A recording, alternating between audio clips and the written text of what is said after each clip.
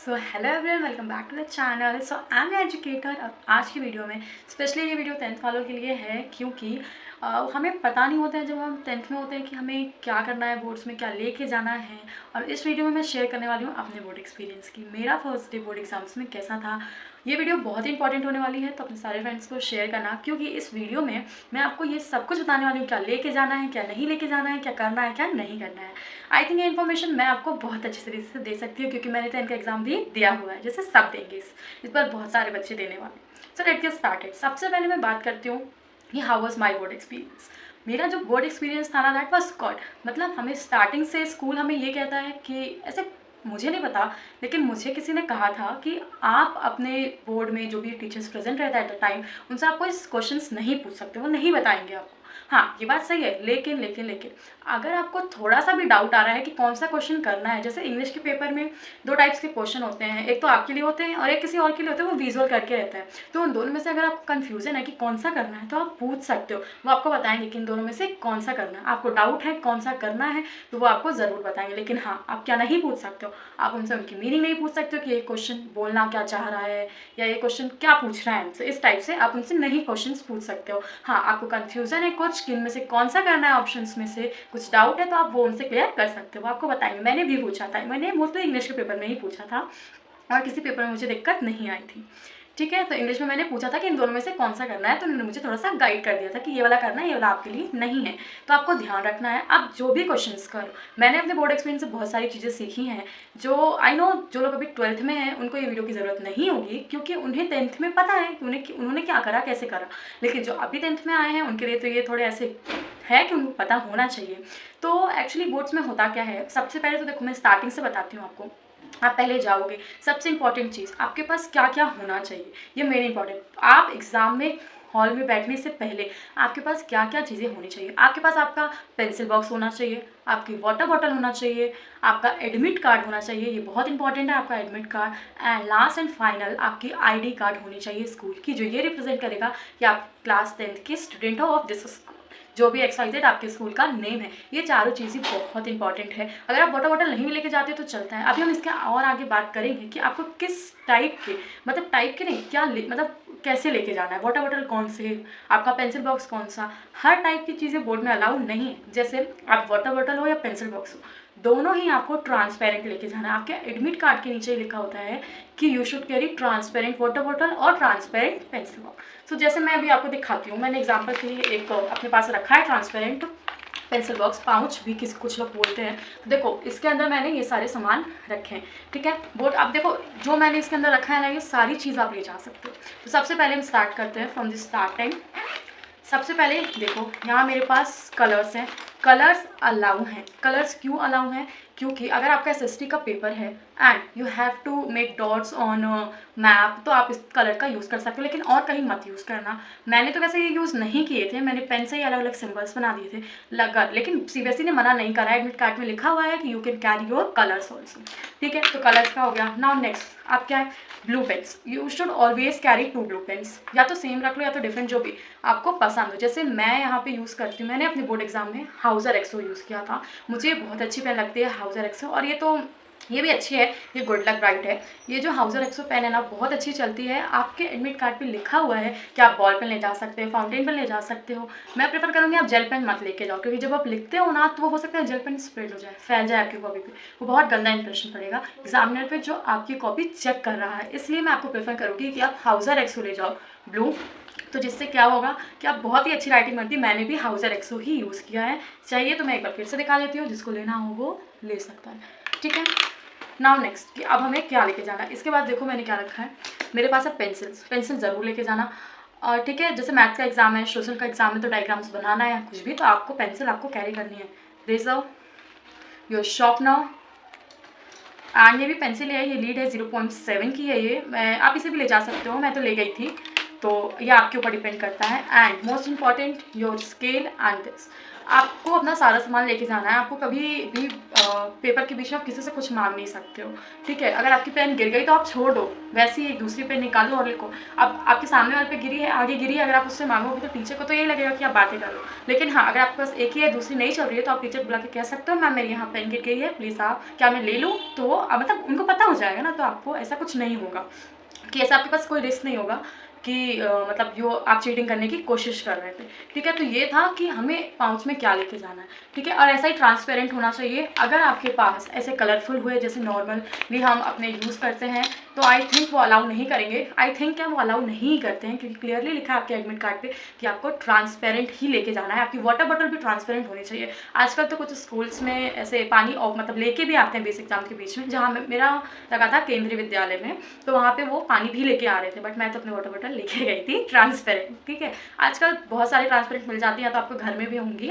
आपको जितनी चाहिए पानी की क्वांटिटी, 1 लीटर, हाफ, आप ले जा सकते हो, उसमें कोई दिक्कत नहीं है।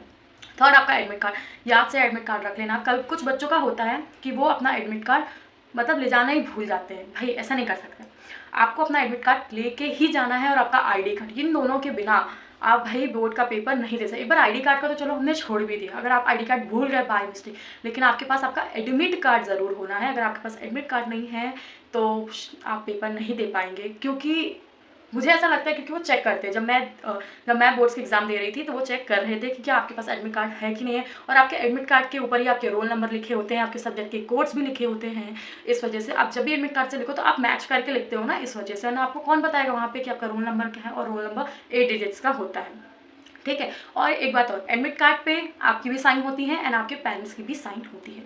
तो याद रखना कि जिस दिन आपको एडमिट कार्ड स्कूल से मिला, उसी दिन आप अपने पेरेंट्स से साइन कराओ, खुद की साइन करो, और अच्छे से किसी ऐसी जगह जाके रख दो उसे कि ना वो फटे, ना उस पर कोई दाग लगे। मतलब मैंने ऐसे बहुत सारे बच्चों को देखा है जो जिनके एडमिट कार्ड फट गए, खो गए, पता नहीं कहाँ रख दिया, एडमिट कार्ड मिल ही नहीं रहा है। कुछ लोगों की मतलब इतनी केयर, किसी की चाय गिर गई उस पर, किसी की पानी गिर गई। तो देखो स्कूल आपको एक ही बार एडमिट कार्ड देगा, अब दूसरी बार मिलेगी तो आपको फोटो कॉपी मिलेगी उसकी, कुछ ही स्कूल अलाउ करेंगे। ऐसा मेरे एक फ्रेंड के साथ हुआ था, बट ठीक है वहाँ के टीचर्स थोड़े ऐसे थे कि उन्होंने मान लिया ऐसी बात है, क्योंकि उसमें वो फोटो कॉपी लेके आया था वापस से निकलवा के, पर वो ओरिजिनल तो नहीं था। आपके पास ओरिजिनल होना है, ठीक है। ये बहुत इंपॉर्टेंट है, अपना एडमिट कार्ड को ऐसे संभाल के रखना। मैंने तो अपना एडमिट कार्ड आज भी वो मेरे पास ही है, मैंने बहुत ध्यान से रखा है उसको। जब भी मैं देखती हूँ, फाइल्स खोलती हूँ अपने, तो कहती हूँ हाँ 10th के दिन थे।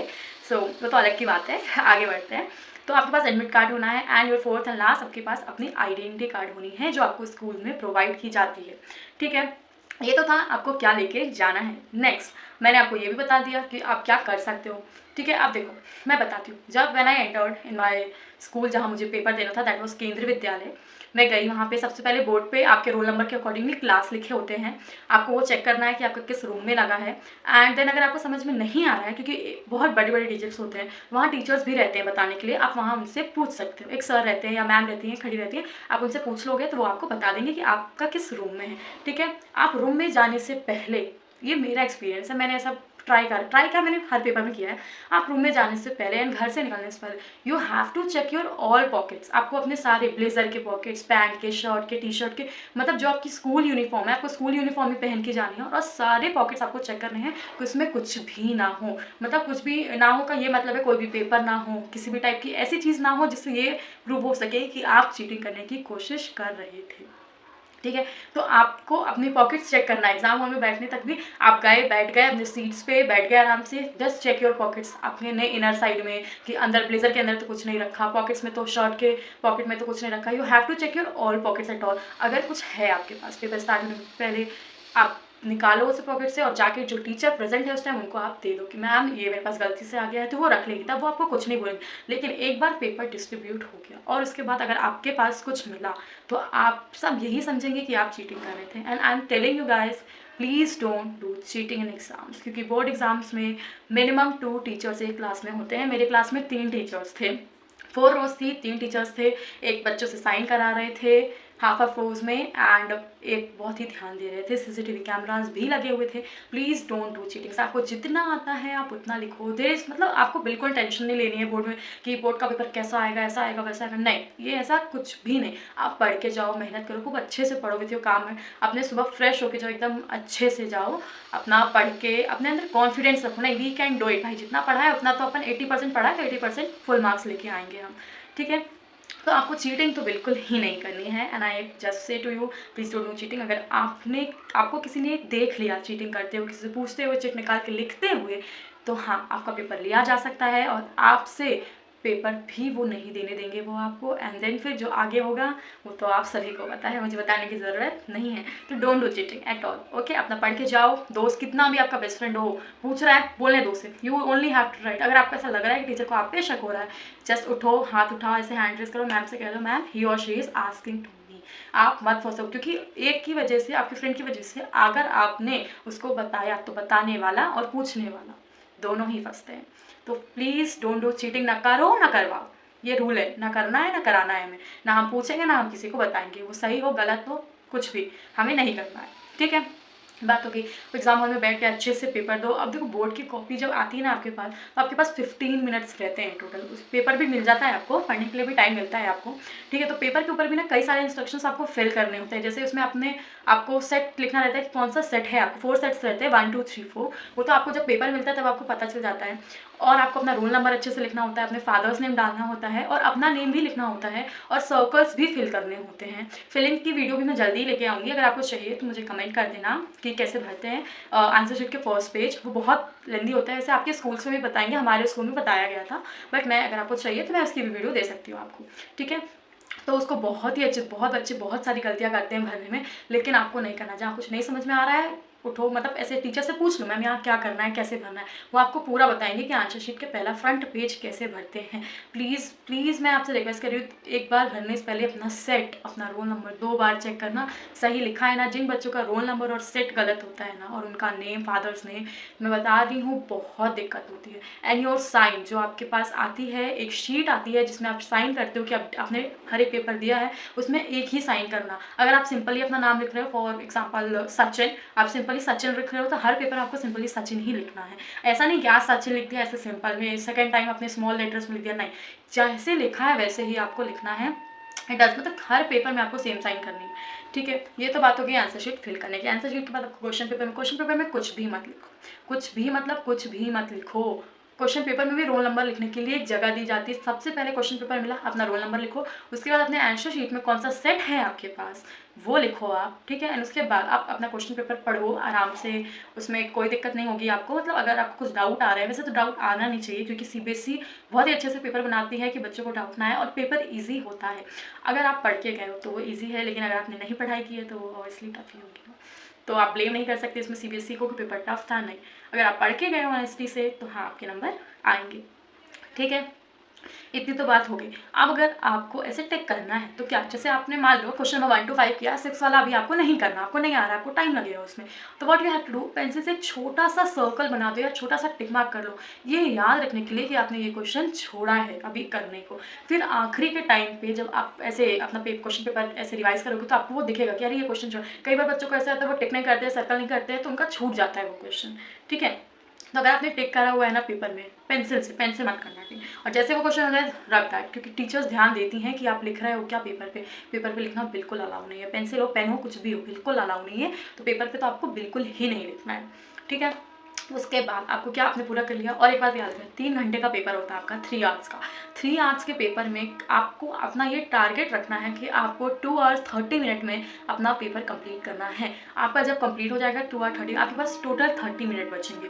उस 30 मिनट्स में आपको अपना पेपर अच्छे से, जो आंसर शीट लिखी है उसको पहले तो सबसे पहले आपको देखना है सारे क्वेश्चन अटैम्प्ट करे हैं ना आपने। उसके बाद आपको क्या करना है, आपको एक एक लाइन मतलब ऐसे पढ़ना है, देखना है हाँ ये सही है ना, कोई स्पेलिंग गलत नहीं है। And the most important thing is, her answer लिखने के बाद 2 से 3 लाइन का गैप छोड़ना, ठीक है। आप जैसे आप गैप कैसे छोड़ोगे, मैं आपको एग्जांपल देके बताती हूँ। एक जैसे ये आपकी कॉपी है, कॉपी बहुत ही लेंदी होती है, तो लेट इट सपोज आपने यहाँ से लिखा, ठीक है, आपने ये पहला आंसर यहाँ पे लिखा इस लाइन से, एंड वो आपका आंसर इस लाइन पे खत्म हो गया, ठीक है। आपने कितने लाइन के, इतने लाइन आपने लिख लिया। अब इस आंसर के कंप्लीट होने के बाद आपको 2 से 3 लाइन का गैप छोड़ना है। तो यहाँ से मान लो आपका यहाँ कंप्लीट होना, तो ये 1 2 3, ये 3 लाइन का आपने गैप छोड़ दिया है। And you are starting your answer with this line. आपको ऐसे लिखना है, ठीक है। इसका ध्यान रखना, हर आंसर के बाद आपको 2 से 3 लाइन का गैप छोड़ना है। जैसे आपको, मैं तो 4 लाइन का छोड़ती थी, देखो आपके साथ में पूरी अपनी कहानी शेयर कर रही हूँ आज कि मैं कितना छोड़ती थी, कैसे लिखती थी, किस तरीके से, क्योंकि भाई मैं नहीं बताऊँगी तो कौन बताएगा आपको, ठीक है। तो मैं तो 4 लाइन का छोड़ती थी। एमसीक्यूज़ में भी अब कहोगे मैम एमसीक्यूज़ में भी 20 एमसीक्यूज़ आते हैं अब तो, जैसे अभी के पैटर्न में, तो क्या आपको एक क्वेश्चन लिखा फिर 4 लाइन छोड़नी? नहीं, एमसीक्यूज़ में क्या करोगे, एक पे लिखा 2 लाइन छोड़ दो, फिर लिख दो, फिर 2 लाइन छोड़ दो, एंड ठीक है ऐसे करना है। लेकिन आंसर्स में क्वेश्चन नंबर 6 का लेंदी आंसर लिखने के बाद आपको 4 लाइन का गैप छोड़ना है। अगर देखो मैं लास्ट में आपको 30 मिनट्स क्यों छोड़ने को बोल रही हूँ, क्योंकि आंसर्स में जो भी आपने आंसर्स लिखे हैं उसके जो की पॉइंट्स है वो आपको अंडरलाइन करने होते हैं, ठीक है। अगर आपने की पॉइंट्स अंडरलाइन करने के एडवांटेजेस क्या होते हैं? एडवांटेजेस ये होते हैं कि टीचर को ना ऐसा समझ में आता है कि ये मेन पॉइंट्स, तो आप उसको आपको पूरा आंसर नहीं पढ़ना पड़ता है, वैसे आपके मेन पॉइंट्स जैसे बहुत लेंदी पैराग्राफ में आपने लिख दिया। पहली बात, पैराग्राफ में लिखने की आदत छोड़ दो बोर्ड्स में, मतलब आपको ऐसे एक साथ में ही नहीं लिखना है। 4 लाइन लिखी, देन पैराग्राफ चेंज करो, नेक्स्ट स्टार्ट से लाइन करो, मतलब थोड़ा ऐसे गैप दिखे, टीचर को साफ सुथरा दिखे वो, और आप इसे अंडरलाइन करोगे। अंडरलाइन किससे करोगे?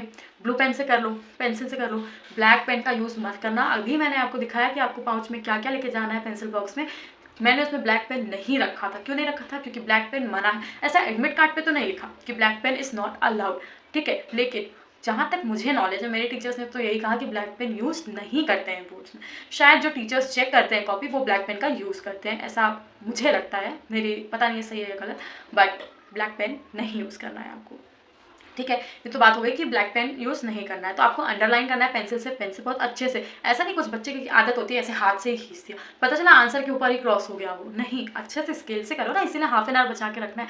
पहले आपको की पॉइंट्स मार्क करने हैं, और फिर 15 मिनट में की पॉइंट मार्क, फिर 15 मिनट में आपको अपनी पूरी कॉपी अच्छे से ऐसे एक एक वर्ड छाटने हैं आपको, ये सही लिखा है ना, ये सही लिखा है ना, ये सही लिखा है ना, बहुत ही अच्छे से करना है। और जब आपको ऐसे कंफर्म हो जाए कि अब तो मेरा आंसर हो गया, कुछ भी गलती नहीं है, तो आप आंसर खत्म होने के, जैसे आपने 4 लाइन्स छोड़ी है ना, तो 2 लाइन बाद आप ऐसे डबल अंडरलाइन कर दो, ठीक है। डबल अंडरलाइन करने से क्या होगा, विद पेन पेंसिल वो आपके ऊपर है, वो क्या होगा कि वो ऐसे इंडिकेट करेगा कि यहाँ आपका एक आंसर खत्म हो गया। जैसे मैंने अभी आपको बताया कि यहाँ पे आंसर खत्म हुआ, ये 4 लाइन छोड़ी हमने यहाँ तक, ठीक है। तो this is your second line, right. आप यहाँ से क्या करोगे, यहाँ से ऐसे डबल अंडरलाइन कर दोगे। अभी तो मैं आपको बताने के लिए ऐसे कर रही हूँ, तो अच्छे से ऐसे आप डबल अंडरलाइन कर दोगे, ठीक है। 4 लाइन खींचने अच्छे से अंडरलाइन करना, ये तो मैं आपको दिखाने के लिए कर रही थी, तो इधर उधर हो गया, आप ऐसे मत करना प्लीज़। हाँ, मैं आपको बस बता रही थी, तो आपको ऐसे करना पड़ेगा, ठीक है। अच्छे से अंडरलाइन करना, पेपर को पूरा चेक करना, प्लीज़ पेपर में गंदगी मत करना। अगर आपका फ्रंट पेज मतलब स्टार्टिंग के 5 पेज अगर आपकी नीट एंड क्लीन दिखे ना, 30 पेजेस के होते हैं,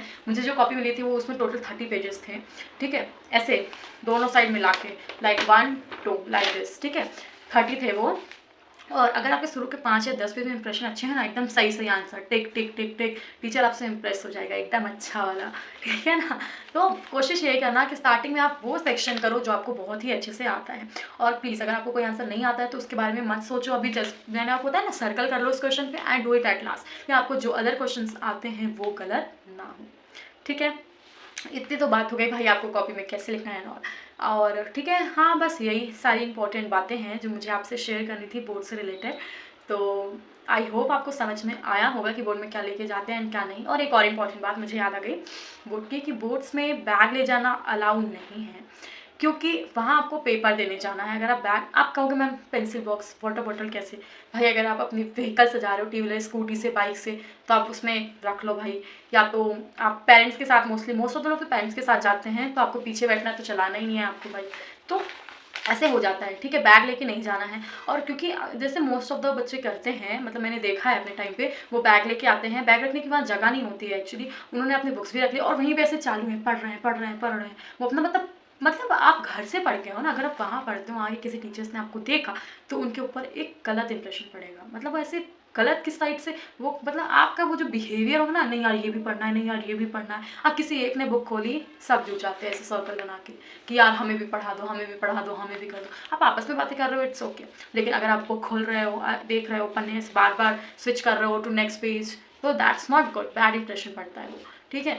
तो अपने बुक्स भी नहीं लेके जानी है, बैग भी नहीं लेके जाना है। ये बात मुझे नहीं पता थी कि बैग नहीं लेके जाते हैं, बट मैं बैग में सिर्फ वाटर बॉटल और पेंसिल बॉक्स लेके गई थी, तो मुझे कोई दिक्कत नहीं हुई थी। मैं तो अपने पेरेंट्स के साथ गई थी, तो मुझे पता चला कि बैग इज़ नॉट अलाउड, तो मैंने बैग अपने फादर के साथ ही भिजवा दिया था, तब मेरे को पता चल गया था। तो देखो, ये जो स्टोरीज़, ये जो बातें मैं बता रही हूँ आपको, सारी मुझसे रिलेटेड है ये, तभी मुझे पता है कि क्या होता है बोर्ड के एग्ज़ाम में रियलिटी में।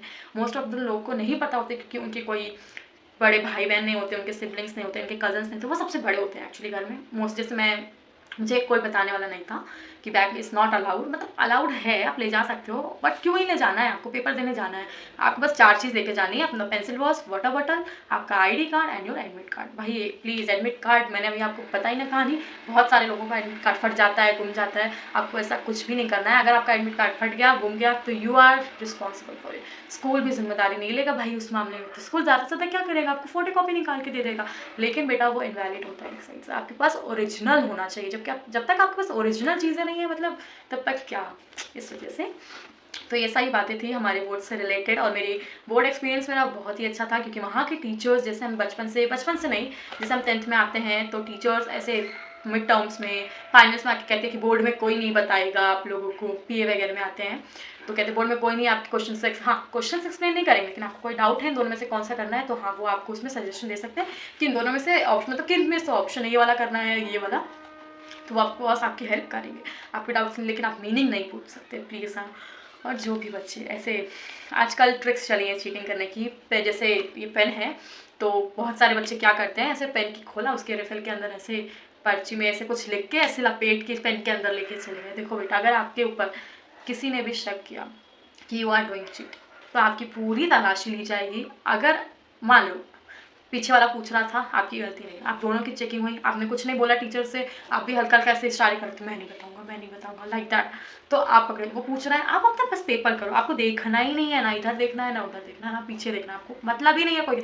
उस 3 घंटे के लिए आप किसी को नहीं जानते, ना दोस्त ना टीचर, कोई भी नहीं, बस आपको अपना पेपर लिखने पर ध्यान देना है। लेकिन अगर आपने ये गलती कर दिया, आपने पीछे ऐसे मुड़ा उसको ये बोलने तक के लिए कि मैं नहीं बताऊंगा, और वहाँ से किसी टीचर ने आपको देख लिया, तो जो आपकी चेकिंग होनी है हर चीज़ पे, पहले तो चेकिंग होगी, फिर आपके ऊपर भाई ऐसे कैमरा व्यू देख लेंगे। अगर आप कहोगे कि मैंने ये पूछना था, तब तो आप बच सकते हो। अगर वो आपको इतने बिलीव करेंगे, मतलब टीचर्स भी, आपके स्कूल के टीचर्स रहते हैं बाहर, लेकिन वो कितनी देर तक खड़े रहेंगे, छुट्टी टाइम तक तो वो चले ही जाएंगे, वो आपको सपोर्ट करने आएंगे, लेकिन जब आप पेपर एग्जाम हॉल में जाने से पहले, ठीक है, तो आपको ऐसा बिल्कुल नहीं करना है। आपको सिर्फ अपने पेपर पे ध्यान देना है, दूसरा जो पूछा है उसको पूछा, आपको आते ही नहीं है, आप बस अपना, आपको तो अपना करना है, हमें मतलब नहीं उन 3 घंटों में कौन क्या है। बाहर जाके अगर आपको कुछ लोग कहते हैं यार तूने बताया है नहीं, तो you only have to say that मैं तो नहीं बताऊंगा, आज के बाद मत पूछना, वरना मैं अगले टाइम से टीचर को बता दूंगा। देखो मेरे साथ तो ऐसा नहीं हुआ था कि मैंने किसी की कंप्लेन करी टीचर से, लेकिन हाँ मुझसे भी बहुत सारे लोग पूछ रहे थे, बट मैंने नहीं बताया, क्योंकि इसमें आप ये सोचोगे ना कि उसका भला हो जाएगा, उसका भला करने में अगर आपका कोई नुकसान हो गया तो तब तो आपके पेरेंट्स की सारे इमोशंस ऐसे पानी में, कि वो कितना एक्सपेक्ट करते हैं पेरेंट्स, मेरा बेटा बोर्ड्स के एग्जाम देने गया अच्छा करके आएगा, and you are doing like this, आपकी फ्रेंड की वजह से आपको वो चीज़ आपके पे ब्लेम आ गया है, तो दैट्स नॉट गुड। इस वजह से तो बोर्ड को ऐसे लोग बहुत डरा के रखते हैं कि बोर्ड ये है वो है ऐसा है वैसा है, कुछ नहीं, बोर्ड बहुत ही सिंपल है, अपने स्कूल की तरह है, जाना है बैठना है पेपर देना है एंड वापस आ जाना है। बाहर एग्जाम हॉल के बाहर आप क्या करते हो, आपके जिस स्कूल में लगा है उससे आपको कोई मतलब नहीं, लेकिन एग्जाम हॉल के अंदर आप क्या करते हो, वहाँ के जो प्रेजेंट टीचर रहेंगे उस क्लासरूम में, वो सारे आपको नोटिस करेंगे, वो सारे आपको देंगे। ठीक है, तो मैं एक बार आपको ये बात वापस से रिपीट कर चुकी हूँ कि चीटिंग नहीं करना है, प्लीज़ डोंट डू चीटिंग बेटा। तो अभी के लिए तो इतना ही। आई डोंट थिंक सो कोई इन्फॉर्मेशन रह गई है मुझे आपको ये शेयर करने में कि बोर्ड्स में क्या करते हैं कैसे करते हैं, क्योंकि मैंने आपके साथ अपने पूरा बोर्ड एक्सपीरियंस शेयर करा है। And the first day of board I know बहुत ही आपको अंदर से ऐसी लगेगा यार बहुत डर लग रहा है, बहुत एंजाइटी होगी, बहुत टाइम मुझे भी हुआ था, लेकिन जैसे एक बार आप बैठ जाओगे, आपने अपने फर्स्ट डे दे दिया ना, तो अगली बार से आप नहीं डरोगे, आपको बिलीव हो जाएगा हाँ ऐसे करते हैं, इस तरीके से करते हैं। एंड इतनी सारी बातें थी जो मुझे आपसे शेयर करनी थी। अगर आपको आंसर शीट कैसे फिल करते हैं वो भी चाहिए तो मुझे आप कमेंट करना, तो मैं ज़रूर इस पर वीडियो बनाऊंगी। तो अभी के लिए तो इतना ही। Thank you for watching, bye bye, मिलती हूँ मैं आपसे नेक्स्ट वीडियो में।